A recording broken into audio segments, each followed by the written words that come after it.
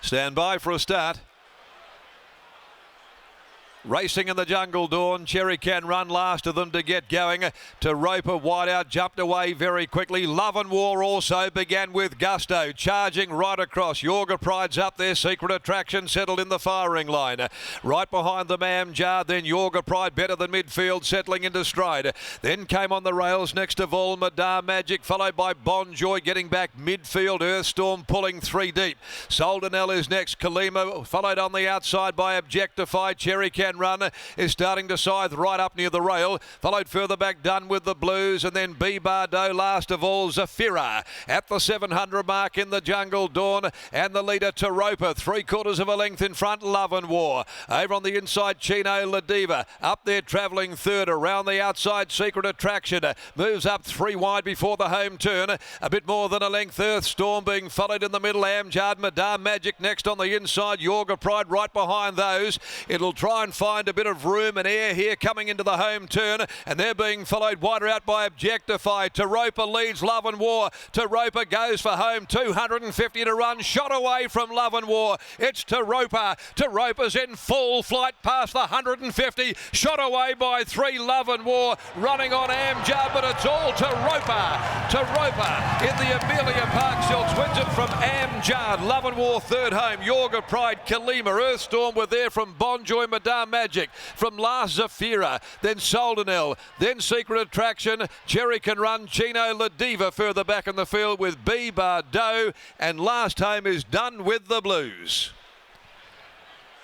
6 TOROPA for Peter Walsh and Partners. Prepared by S.J. Miller, written by Brad Parnham, has given them a shellacking in the Jungle Dawn. She got to the line really well in the Jungle Mist. She's relished going to 1400, and she has broken their hearts all the way, beating Amjad, Love and War, and it was very, very tight as far as fourth was concerned.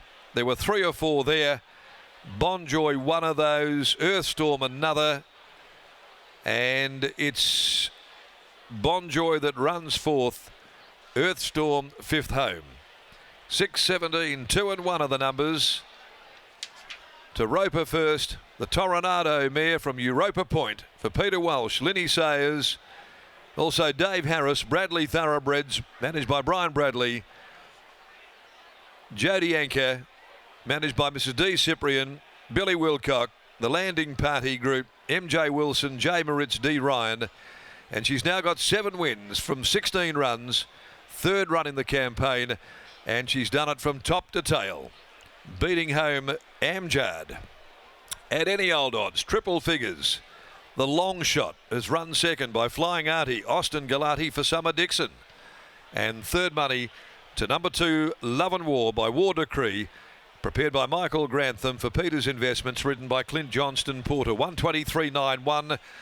They've run 2 lengths, a half a length, a dominant all the way display by TOROPA here this afternoon to win the listed Jungle Dawn. She finished off in 34.44. So terrific performance, and that gives Brad Parnham his first win in the Jungle Dawn here this afternoon. Great result as she prepares to make her way back in the very, very much renowned Amelia Park colours. Well, the big one today, the running of the Group 1 MCA Polytrack Stakes, the Winterbottom Stakes at 4:59, 7-man crush, 8 spacewalk are the scratchings. Lockie Taylor about to join us down in the yard with winning trainer S.J. Miller after this all-the-way victory. Thanks, Darren. What a performance from TOROPA, and what an intelligent ride from Brad Parnham. All the talk going into this event was the fact that there was no speed on paper, and Bradley took it upon himself to roll forward and get the job done aboard this mare. As winning trainer S.J. Miller joins me now. S, congratulations on the victory. Were you confident of a forward showing here today? Because she really rebounded back into some form here this afternoon.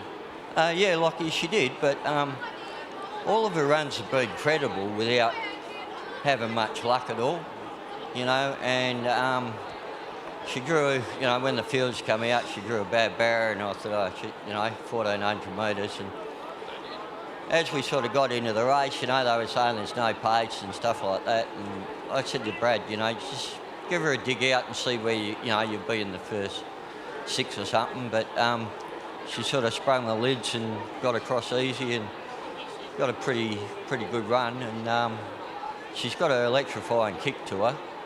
So, you know, it was really good that she won that race because when I got her, Vern said he won all the easy races and I was getting the tough ones, and Peter Walsh said just try to win a listed race. So I've done that now, so my job's done. What's that experience been like? We all know here in the West you have had such a close relationship with Vern Brockman, a part owner and her previous trainer over a long period of time. I'm sure there's a little bit of free advice along the way. Not really. He's been a bloody good owner to me. He doesn't annoy me. So she wins at 1400 today. Is the mile beyond her in a couple of weeks' time? I wouldn't even go there. I'd just, you know, take the win and, you know, we could probably drop her back to the 1,000 metres on Cup Day. Take the win and enjoy it. Well done. For sure. Thanks a lot. There's SJ Miller. Here's Brad Parnham. Brad Parnham joins us now. TOROPA, first up 61 was probably always going to be a task. Second up, what did you think of her run in the Jungle Mist? It was not a bad run, but we probably just sort of a little bit too far out of our ground. And yeah, I mean, I probably was hoping for a better run that day, but look, we came here today and we drew terrible again. So SJ did say, look, if she happens to fly the lids, just go with her. And she did actually. I gave her a bit of a kick out, but she bounced clear of everything. So I just sort of made my mind up on the spot to take her to the front. And yeah, she always travelled like the winner from there out, and it was a really good effort. Would you consider going to the mile of the Starstruck, or 1400's probably enough to pull up stumps? Oh, I mean, I'd probably have to go back and watch the replay, but to me, she felt like she was holding them pretty well. And, you know, I mean, all things sort of pan out differently in different races, but, I mean, we got there and I felt like we controlled it quite well in front. So you don't know if you're going to get that next up, but if you do, I don't see why she couldn't run it, but I'll just probably have to sort of settle down a little bit and watch the replay and talk to SJ and see where we go. Do you give yourself any sort of fluker's chance on repossession in the Winterbottom? Oh, look, I hope so. I mean, obviously, Overpass and Joker Scrin are the quality horses, and they're going to be very hard to beat. Also, Oscar's Fortune's been racing super as well, so they're going to be hard horses to beat, but I've drawn a good gate, and I'll just give him as good a chance as I can, and hopefully he can run in the money. I miss that old set of silks that Vern used to have, because it's good to see the buttons back on this one. Well, I actually bought these ones after wearing Vern's ones for so long, and I had enough, and then actually, you know, SJ took over and he had his own set, but we only carried 55, so I put the light set on today, and yeah, we got that first win in them. You're still holding true that you sewed that button back on?